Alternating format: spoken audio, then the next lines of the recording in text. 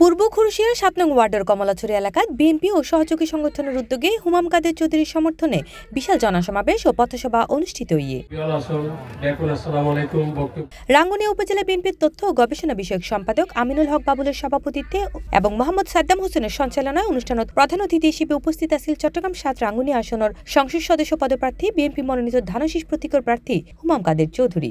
এ সময় আয়োজক ও এলাকাবাসীর পক্ষ ফাহারি নৃত্য ও ঐতিহ্যবাহী উপস্থাপনার মাধ্যমে উষ্ণ সংবর্ধনা প্রদান করা হয় প্রধান অতিথিরে। আমাকে ধরে রেখেছে। আজকে আমাদের এখানে আমার বাবুল চাচা এসে বক্তব্য রাখলো। ওনার ব্যাপারে একটু একটা কথা বলে রাখি। উনি আমাকে বোধহয় আমার জন্মের পরে কোলে নিয়েছিল, ওই জামানার সম্পর্ক। কিন্তু আমার ওনাকে আজকে একটা বকা দিতে হবে। কোলে নিয়েছে, কিন্তু এতদিন লাগলো আমাকে এখানে দাওয়াত করতে। আমার চাচা। এ সময় অনুষ্ঠানে উদ্বোধনী বক্তব্য রাখে বিএনপি নেতা নাসিরউদ্দিন মিয়া ও উথাইপ্রু মারমা। এই আয়োজনত বিশেষ অতিথি হিসেবে উপস্থিত আছেন অধ্যাপক ইউনুস চৌধুরী, অধ্যাপক কুতুবুদ্দিন বাহার, অধ্যাপক আজম খান, শওকত আলী নূর, নবাব মিয়া চেয়ারম্যান, মোহাম্মদ আফসার হোসেন, নাসিরউদ্দিন সেলিম চেয়ারম্যান ও সাবির আহমেদ সহ আরো প্রত্যেকেই।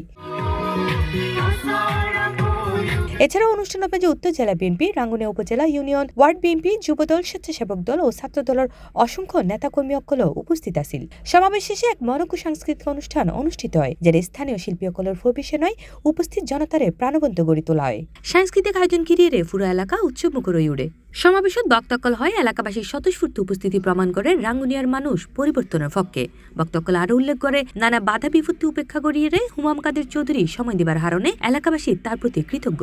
আমার চাচাকে আমি আজকে বলবো যে আপনার আমার কানটা ধরে এখানে নিয়ে আসা উচিত ছিল, কারণ আপনারা যারা মুরব্বীরা এখানে আছেন, আমি আপনাদের সকলকে অনুরোধ করছি, যেহেতু মঞ্চে জায়গা দিয়েছেন, আপনাদের মনের মধ্যে জায়গা দিয়েছেন, আশা করি আপনারা আমাকে আপনাদের ছেলে হিসাবে দেখবেন আর ছেলের মতো আপনারা শাসন করবেন।